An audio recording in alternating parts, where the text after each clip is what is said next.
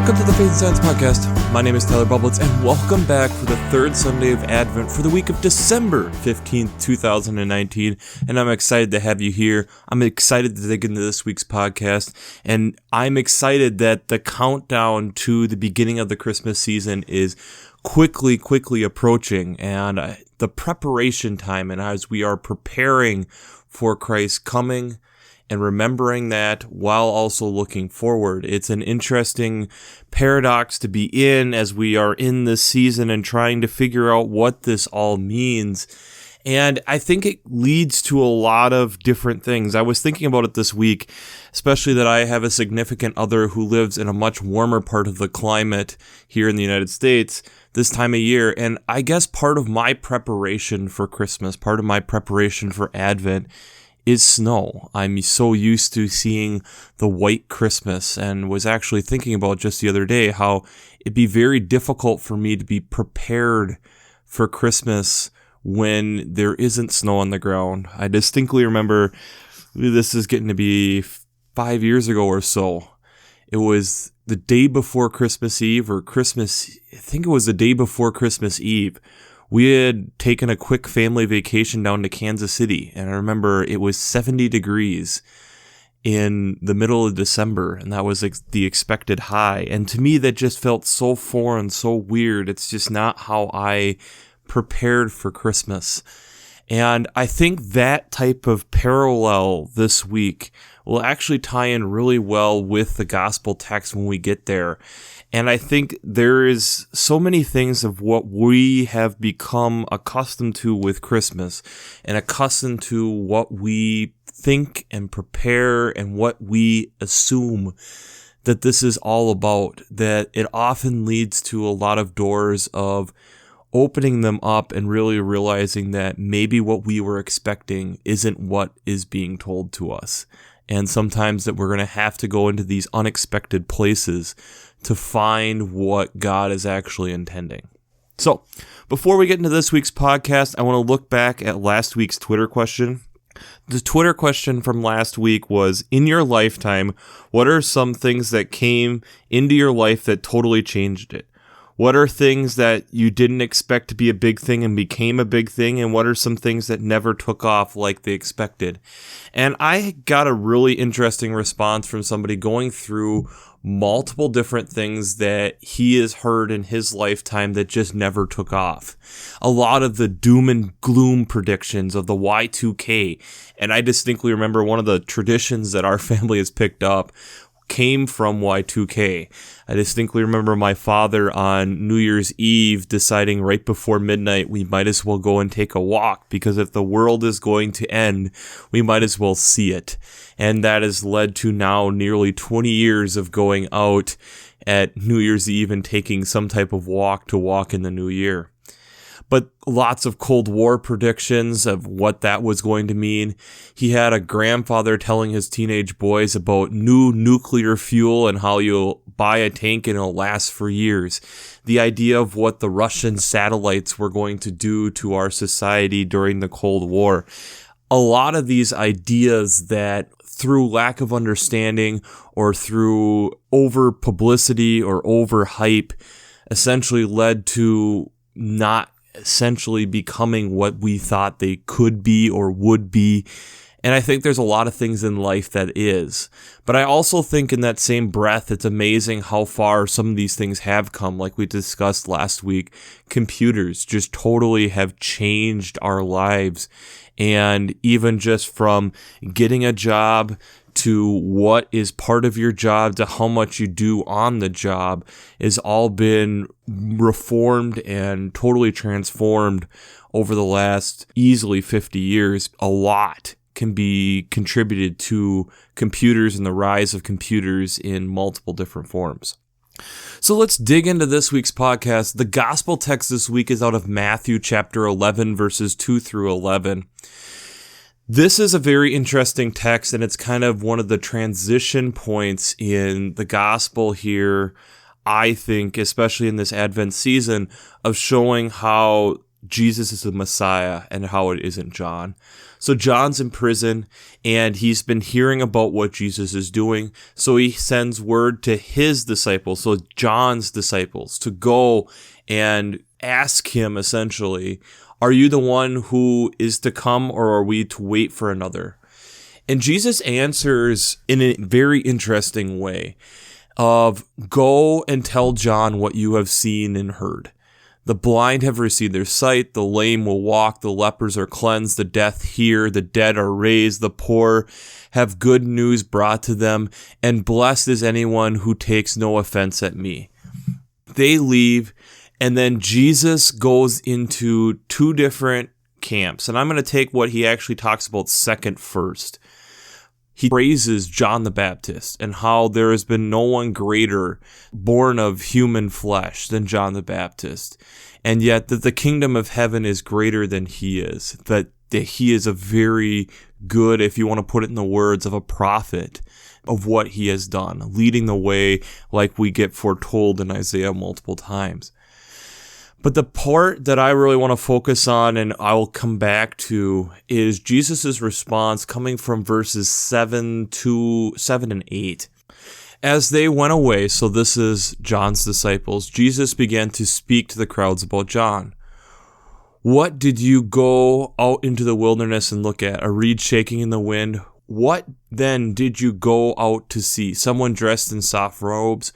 Look, those who wear soft robes are in royal palaces. What then did you go out to see? A prophet? Yes, I tell you, more than a prophet. And that's going to verse 9, talking about John the Baptist and who he is. But I think it also translates a little bit to who Jesus is too, based off of what he tells John's disciples. And we'll dig into that a little bit more here in a few minutes. The first reading is from Isaiah chapter 35, verses 1 through 10. This is a really cool reading because to me it shows how when the Lord is present or Jesus is present, how the world changes. The wilderness and the dry land are glad. The desert shall rejoice and blossom like a crocus. It shall blossom abundantly and rejoice with joy and singing. The glory of Lebanon shall be given to it, the majesty of Carmel and Shannon. They shall see the glory of the Lord, the majesty of our God, coming from verses 1 and 2. And it goes through in this reading how, again, the blind's eyes shall be opened, the deaf shall hear, the lame shall leap like a deer, and the speechless sing for joy. But it continues on how the thirsty ground springs of water, the haunt of jackals shall become a swamp, the grass shall become reeds and rushes. This whole idea of how the earth is revitalized through Christ. And so it's this renewing of the creation in a way, not just in the human sense and the humans, but also the response of nature through the influence of Christ coming in and what that looks like, this flourishing of the ground. The psalm this week comes from Psalm chapter 146, verses 5 through 10. And this continues along that idea that we've been kind of picking up here, that the Lord brings forth, if you want to put it, a happier or a hopeful world, that food is given out to the hungry, the prisoners are set free, the eyes of the blind are open, and that we then should be giving praise to God because of this. The second reading this week is from James chapter 5, verses 7 through 10, and I would argue that this is one of the important keys to this whole week, is the James text here. This comes in and describes how we have to still be patient for the Lord, and uses the example of a farmer waits for the precious crop from the earth, being patient with it until it receives the early and the late rains. This whole idea of not being over anxious, or the whole idea of a quick fix, this idea that things of value will take time, and that thus when we have our prophets and people speaking, we have to still understand that it still takes time for these things to happen. And that maybe when we're expecting things to happen and on the timeline that humans are used to, isn't necessarily how things will go. But before we get into how does this all tie together with science, I have to do my shameless plug for Working Preacher. If you haven't checked out Working Preacher, I'd highly recommend it. Between their Sermon Brainwaves podcast, their commentaries, their discussions, it helps me as a lay person who is not an ordained minister listen to some amazing professors at Luther Seminary in St. Paul who are teaching people to become pastors and the continuing education that comes from that. So if you haven't checked out Working Preacher, I would highly recommend it. The second thing I'm going to shout out is if you haven't checked out God Friended Me, again, I think it's a show that's really worth watching. I think it's really interesting to see this idea of how does God work in the everyday? How does God work with the typical person to do miraculous things? And I would say it's one of the best shows on television that I've stumbled across. So if you haven't checked out God Friended Me on CBS, I would highly recommend it. So how does all these texts come together? I think when Jesus starts talking about the idea of what were you looking for in the wilderness, expecting this prestigious person, and yet we got John. And I think in a way, we also have to remember if he's talking about John this way and says that he is yet the kingdom of God is greater than he is, but then he is stating in the same breath that among those born of women, no one has arisen greater than John the Baptist. Why wouldn't this also be somewhat referring to himself and what that looks like? We have got this whole image, and we'll be getting it here in the next few weeks, of this ragtag bunch of people together celebrating the birth of a baby that really, in the scheme of things, doesn't look significant.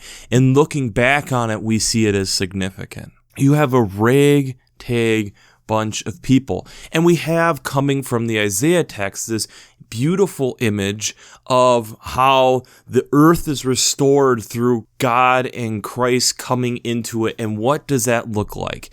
And we have in the Psalm this whole idea of what does this all look like? What we get this changing of the guard. The earth is different because of this. And that through that, we should give praise and homage to that.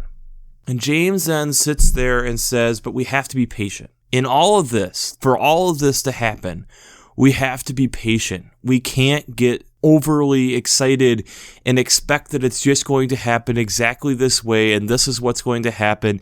And if it doesn't happen right away, something's wrong. This is one of the hardest things in science, is especially when you're trying to do long-term forecasting, realizing that your experiment doesn't just happen in a vacuum. Understanding that your experiment can influence other things.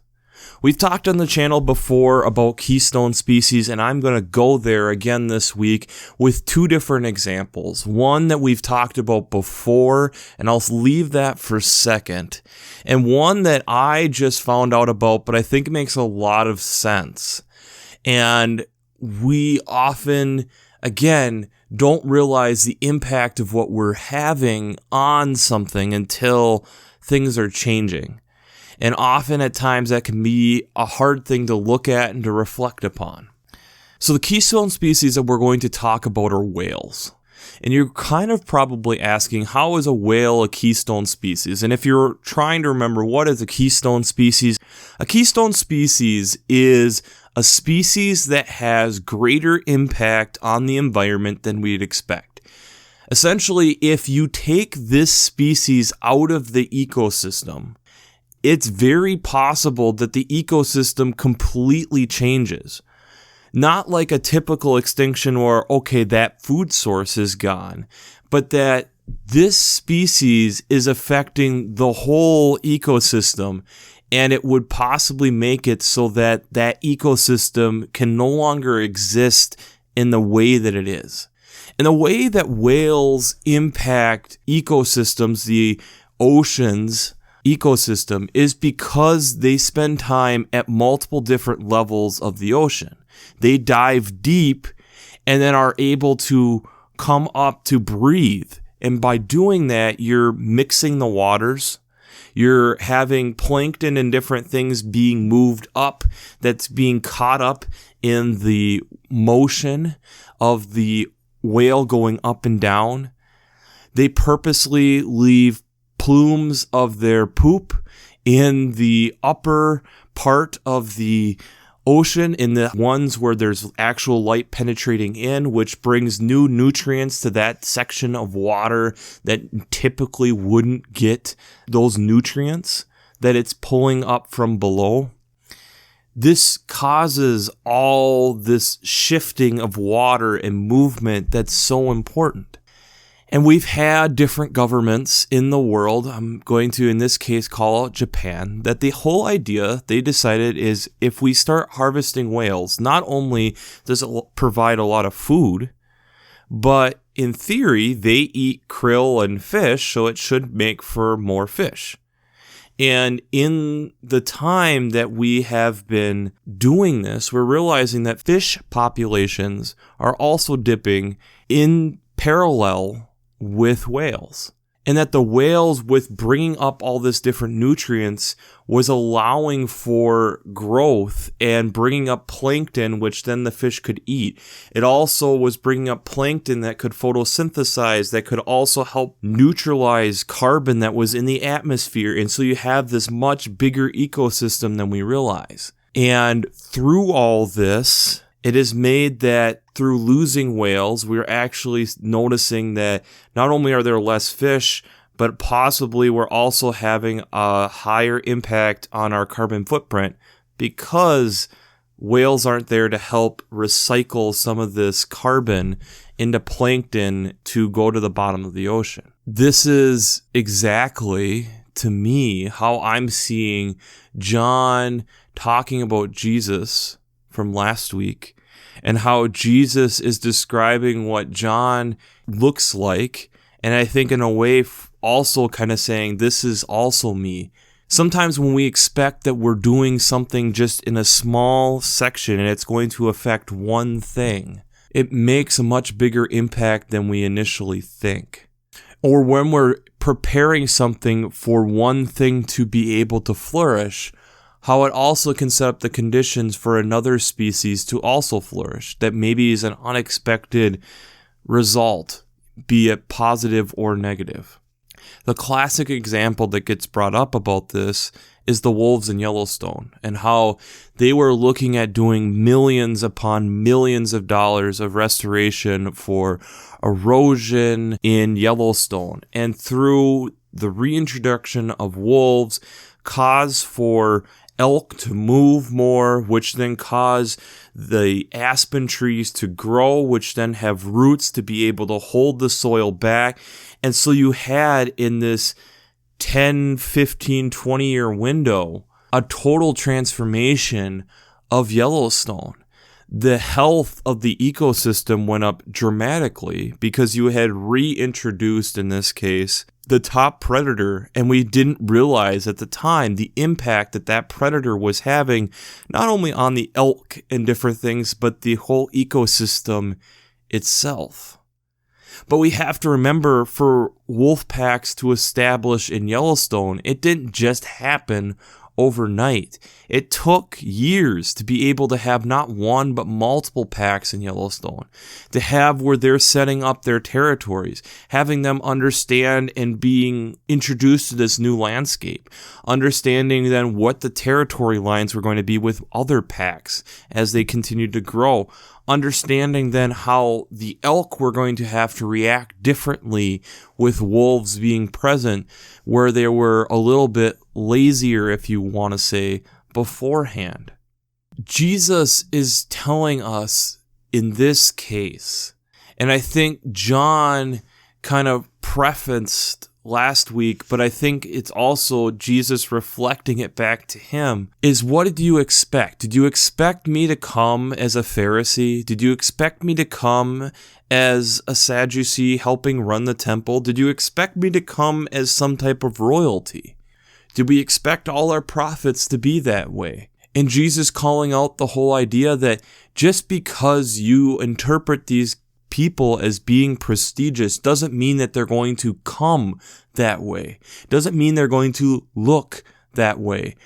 We have a lot of judgment of what we perceive people to look like, and how many times in our own lives, especially when we're listening to people through an audio form, when we see pictures of them or see them in public and interacting with people, they're different than what we expect. Sometimes good, sometimes a negative perspective. Jesus is calling out this whole idea. The idea that this person fits this mold so that this is what they're going to look like, he's casting that aside.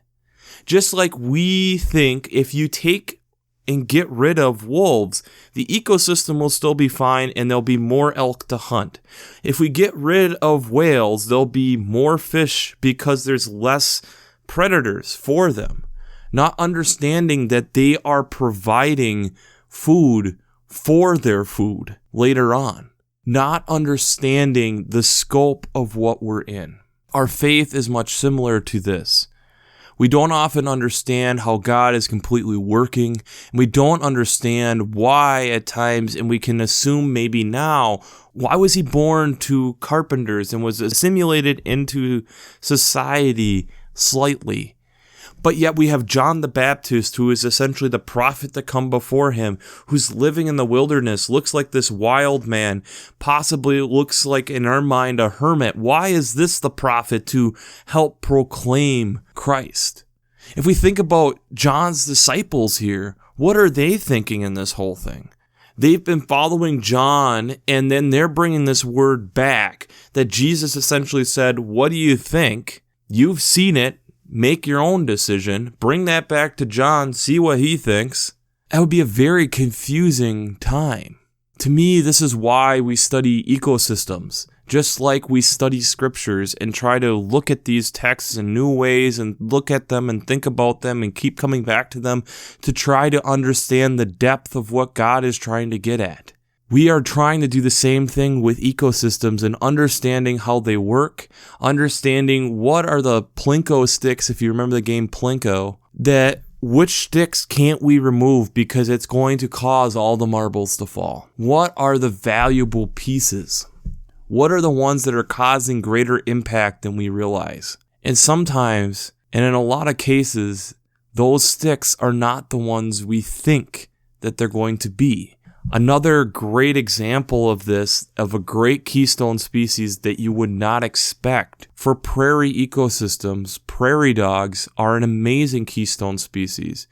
Not because they're also providing food for higher up animals in the animal kingdom, but through them making burrows and causing these mounds, it's turning over the soil and allowing for new plants to have their seed hit fresh soil to spread and cause new plants to grow so that the ecosystem of the plant life isn't all the same age. It's super important. Christ is causing us and calling us to look and try to find the valuable places that we may be overlooking. If we want to put it into a human context, is it the poor? Is it that we need to be acknowledging that there's people who are having less? Is it that people who are being neglected and abused? Is it the environment that we're overlooking and the different aspects of that?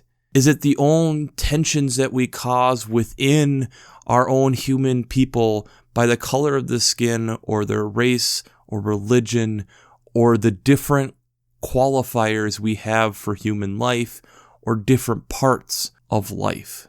Christ this week is calling that out because he also is stating how important they are in this, and that we may not see it initially, how important that is, until we take the time, the patience to see the plants, the people grow and understand the impact that it has on our own lives.